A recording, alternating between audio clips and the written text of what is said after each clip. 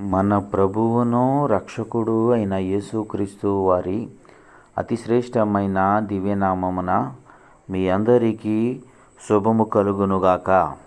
ఆమేన్.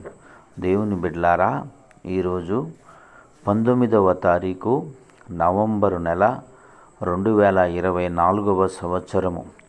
ఈరోజు దేవుని వాగ్దానము మొదటి సమూయేలు గ్రంథము 25వ అధ్యాయము 6వ వచనము. నీకును నీ ఇంటికిని నీకు కలిగిన అంతటికిని క్షేమమగునుగాక. ఆమేన్.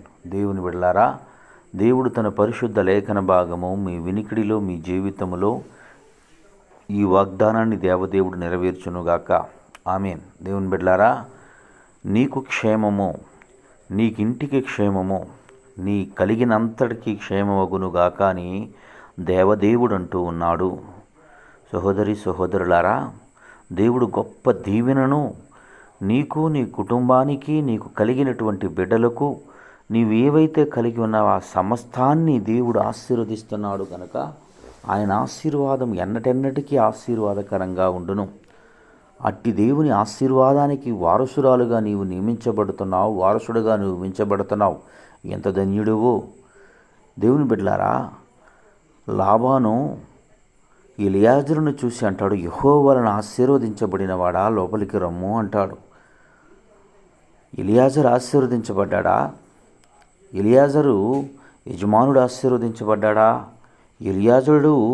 ఎలియాజరు యజమానుడైన అబ్రహాము గారే కదా ఆశీర్వదించబడింది.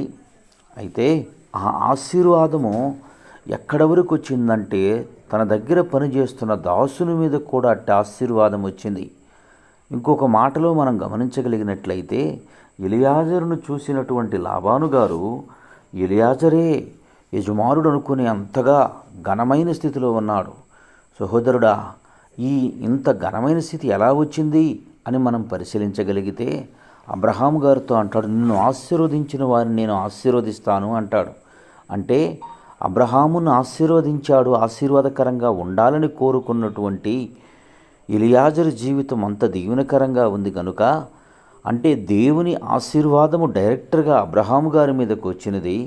అబ్రహాము గారి మీద ఉన్నటువంటి ఆశీర్వాదము ఎలియాజరు గారి మీదకు వచ్చింది. అది చూసినటువంటి అన్యుడైన లాబాను ఇతడు యజమానుడు అనుకున్నాడు. సహోదరి సహోదరులారా, దేవుడు ఈరోజు ఉదయం మీతో మాట్లాడుతున్నటువంటి మాట డైరెక్ట్గా నీకు, నీ ఇంటికి, నీ కుటుంబంలో నీకు కలిగిన అంతటికి ఆశీర్వాదము దేవుడు ఇస్తానంటున్నాడు కనుక నువ్వెంత ధన్యుడువు. గుర్తిరిగి ఆయనను స్తుతించి ఆయనలో సంతోషించు కృప దేవుడు మీకు అనుగ్రహించునుగాక. ఆమేన్. తండ్రి, నీకు వందనాలు, స్తోత్రములయ్యా. నేటి దినమందు ఈ మాటలు ఎందరు బిడ్డలు వినుచున్నారో వారందరి జీవితముల్లో తండ్రి, ఇంటికిని వారికి కలిగినంతటికి క్షేమమగునుగాక. అట్టి స్థితి, అట్టి కృప దేవుడు అనుగ్రహించునుగాక. ఆమేన్. తండ్రి, నీకు వందనాలు, స్తోత్రములయ్యా. ఈ మాట అయిన ప్రతి జీవితానికి తండ్రి దీవెనకరంగా ఉండే కృప దయచేయమని యేసయ్య నామం పేరట ప్రార్థన చేయుచున్నాను తండ్రి. ఆమేన్. తండ్రి అయిన దేవుని ప్రేమయు, కుమారుడు యేసుక్రీస్తు వారి కృపయు, పరిశుద్ధాత్మ తండ్రి అన్యోన్య సావాసం ఇప్పుడు ఎల్లప్పుడూ సనంత సదాకాలం తోడి నడిపించునుగాక. ఆమేన్. God bless you. దేవదేవుడు మేము దీవించునుగాక.